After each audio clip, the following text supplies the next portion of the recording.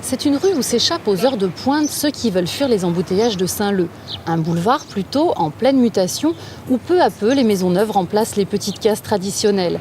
Mais sur la plaque, juste un nom, Bonnier, un véritable mystère.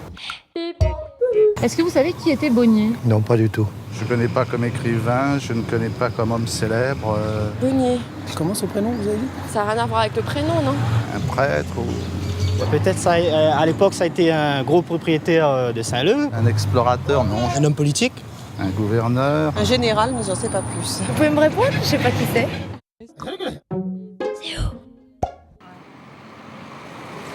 Un boulevard ici, une allée à Saint-Denis, mais ce n'est rien à côté d'un fort au Soudan.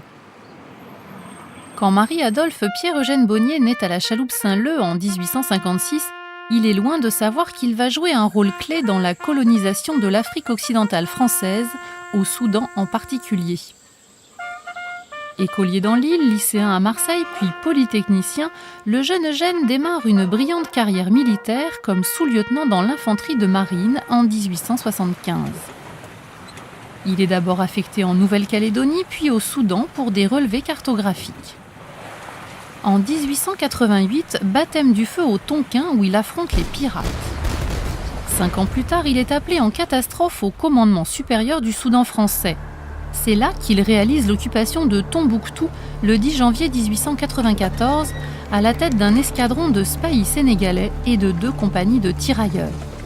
Avant d'atteindre la ville menacée par les Touaregs, Bonnier aura parcouru à pied quelques 1100 km en marchant avec ses hommes 18 heures par jour.